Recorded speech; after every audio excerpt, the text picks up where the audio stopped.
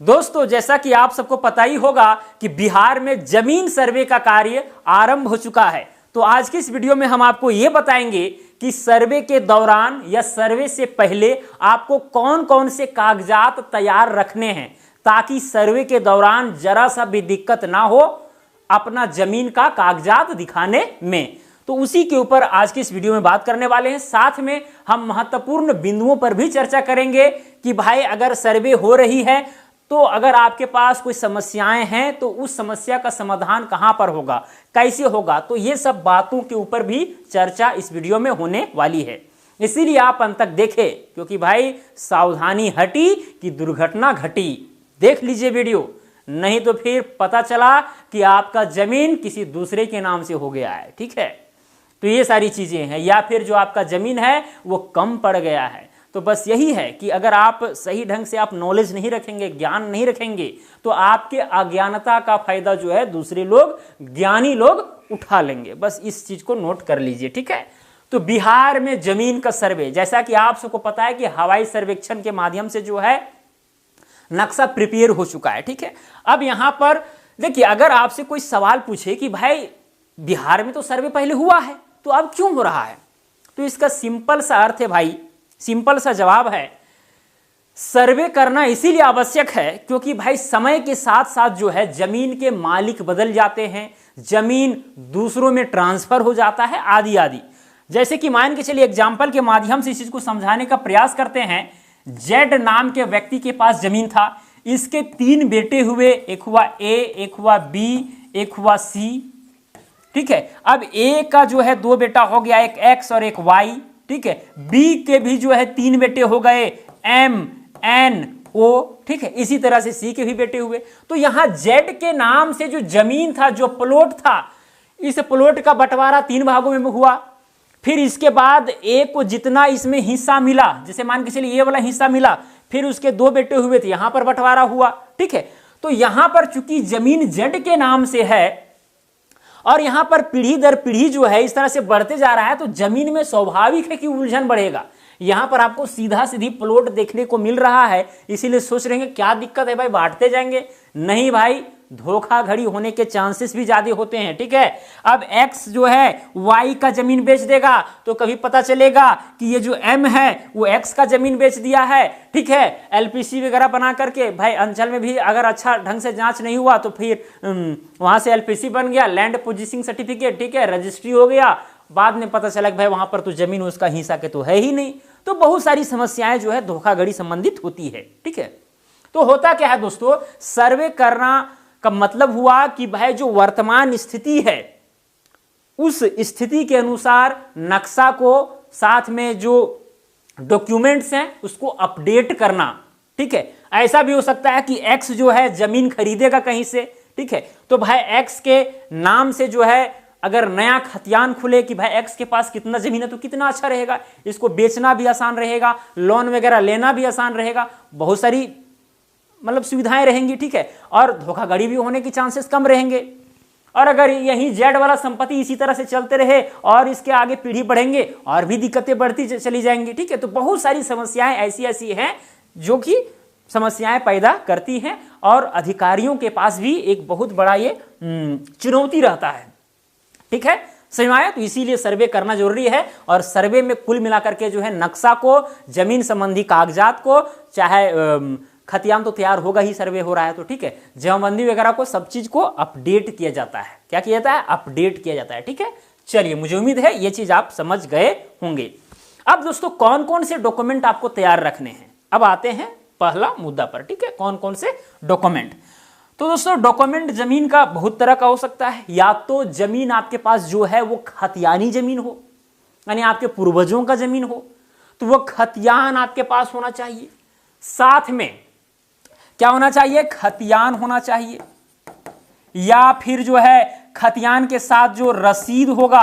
ठीक है, जो मान के चलिए खतियान है, जमीन है आपका कुछ। ठीक है, तो जो रसीद कट रहा है वो रसीद भी होना चाहिए।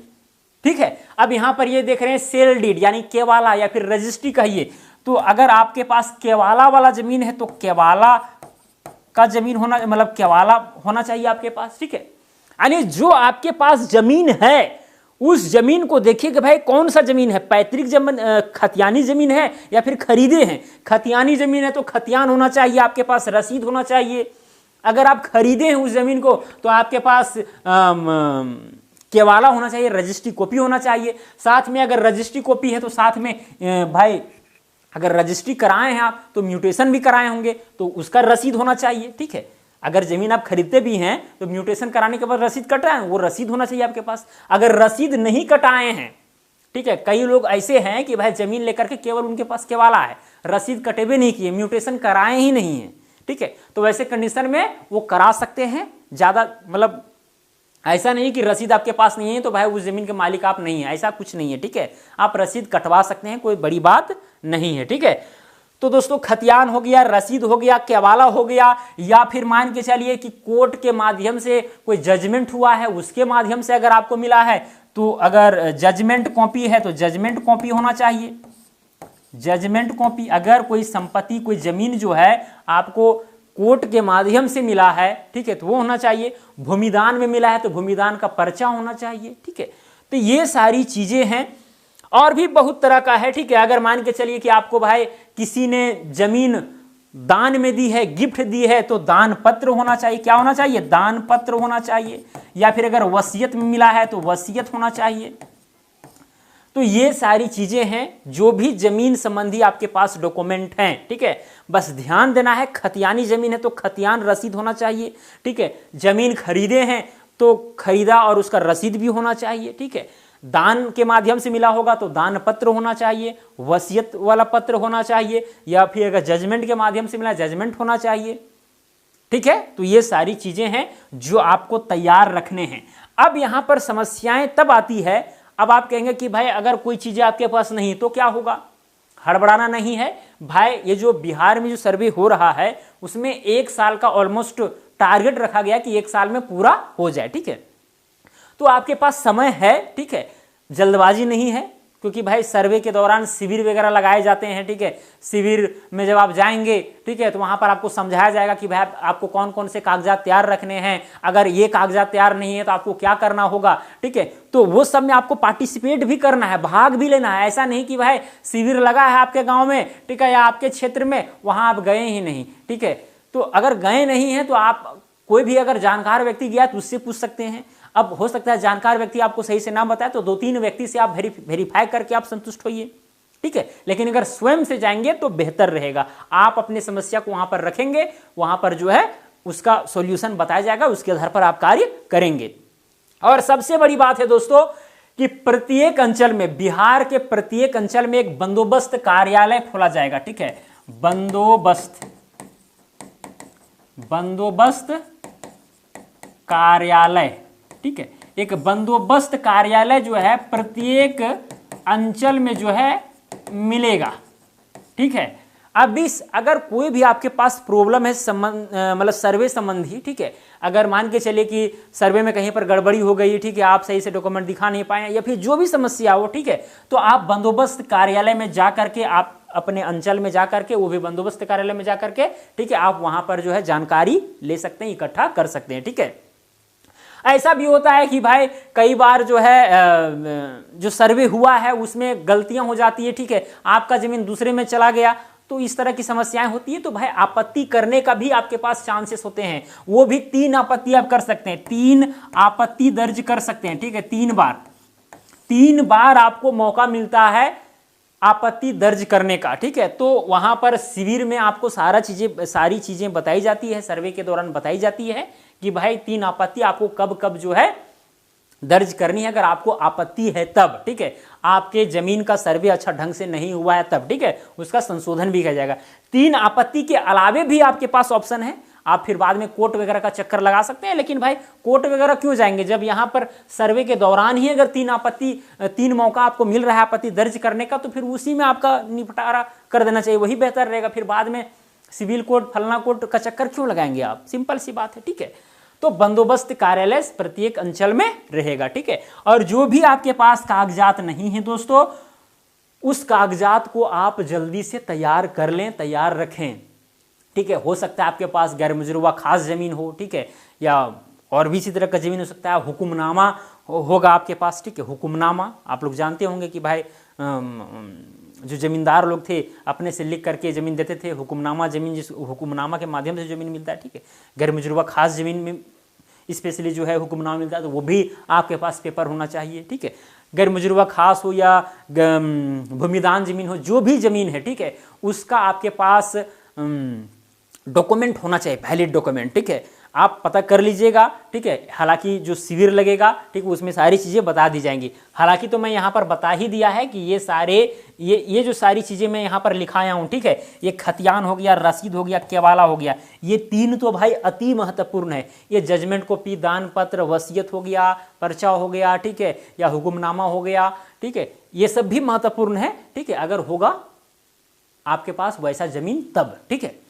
चलिए दोस्तों, मुझे उम्मीद है कि आप समझ रहे होंगे। साथ में दोस्तों आपको भाई एक स्व घोषणा पत्र भी तैयार करना पड़ेगा, स्व घोषणा प्रपत्र, इसको भरना पड़ेगा, ठीक है, जिसमें यहां पर रैयत का नाम रहेगा, ठीक है, अस्थाई पता यहां पर रहेगा, खाता रहेगा, ठीक है। स्व घोषणा पत्र में क्या होता है कि भाई आपके पास जितने भी जमीन है उसका पूरा डेटा दर्ज करना, ठीक है। फिर यहाँ पर जो भी डेटा यहाँ पर मांगा जाएगा, सारा डेटा अपने जमीन संबंधी भरना है। इसी को कहा जाता है सेल्फ डिक्लेरेशन फॉर्म। आपके पास जो भी जमीन है उसका आप घोषणा कीजिए, ठीक है, ये चीज है, ओके। फिर रैयत का हस्ताक्षर, अंगूठे का निशान, यहाँ पर सब कुछ रहेगा, मोबाइल नंबर, आधार संख्या, ये सारी चीजें दर्ज रहेगा, स्थान, तिथि, ये सब कुछ भर करके आपको जमा करना होता है। साथ में दोस्तों डॉक्यूमेंट में आपको एक वंशावली भी रेडी रखना है, ठीक है। वंशावली प्रपत्र 3 अधिनियम की धारा 5(1), ठीक है। यहां पर सेवा में शिविर प्रभारी, अंचल, जिला का नाम, विषय स्वयं की वंशावली समर्पित करने के संबंध में, ठीक है। तो यहां पर आपको वंशावली भी तैयार करना है, ये वंशावली फॉर्म है, ठीक है। अब वंशावली कैसे तैयार होगा, वंशावली फॉर्म को भरना है और आप अपने पंचायत के जो सरपंच हैं, मुखिया हैं, ठीक है, वहां पर शिविर में जिनसे करवाने के लिए कहा जाएगा, ठीक है, उनसे आपको जो है वंशावली तैयार करवाना है। कई बार आप सोचेंगे कि भाई फॉल्स वंशावली बना करके जमीन अपने नाम से करा लेंगे, ऐसा भी नहीं होगा, ठीक है। अब आजकल का सर्वे में और भी ज्यादा ट्रांसपेरेंसी रखी जा रही है। जो वंशावली आप बनाएंगे, जो आम सभा होगा वहां पर बोला जाएगा, पुकारा जाएगा, ठीक है। अगर किन्हीं को वंशावली में अगर किन्हीं को दिक्कत लगता है, मान के चलिए कि राम के 2 बेटे हैं, मोहन और जगमोहन, ठीक है, तो वहां पर बोला जाएगा कि राम के 2 बेटे हैं, मोहन और जगमोहन, ठीक है। अब वहां गांव के लोगों को भाई सब कुछ जानकारी होती है एक दूसरे के, भाई कौन किसका बेटा है, नहीं है, कितने बेटे हैं, कहाँ रहता है, नहीं रहता है, सब पूरा गाँव में एकदम भाई खतरनाक है। हर घर का सूचना आपको एक व्यक्ति के पास मिल जाएगा, ठीक है, कि उसके घर में क्या है, नहीं है, कौन क्या करता है, कौन ज़्यादा झगड़ालू है, कौन ईमानदार है, कौन क्या है, ठीक है, कौन पढ़ने में तेज है, कौन कमज़ोर है, सारा कुछ पता रहता है। तो वहाँ पर जैसे ही आपत्ति होगा तो फिर वहाँ पता चल जाएगा कि भाई ये वंशावली फॉल्स है, गलत है, ठीक है। अगर आप सरपंच में सरपंच के पास या मुखिया के पास घूस वगैरह दे करके भी वंशावली बनाते हैं, या फिर सरपंच या मुखिया ध्यान नहीं भी देते हैं, तो फिर बाद में उस वंशावली का तो उजागर हो ही जाना है, ठीक है, तो पकड़े ही जाना है कुल मिलाकर के, ये आपको समझना है, ठीक है। तो ये सारे डॉक्यूमेंट्स थे दोस्तों जिसे आपको तैयार रखना है। और भी अगर आपको जानकारी चाहिए तो फिर आप कमेंट करके बता सकते हैं, उस जानकारी में को लेकर के मैं आने का प्रयास करूंगा, ताकि आपको बिहार में जो सर्वे हो रहा है उसमें दिक्कतों का सामना न करना पड़े, बाद में पछताना ना पड़े, क्योंकि सावधानी हटेगी तो दुर्घटना निश्चित है कि घटेगी। तो चलिए दोस्तों, आज के लिए इतना ही। अब मिलेंगे अगला वीडियो में। जय हिंद, वंदे मातरम।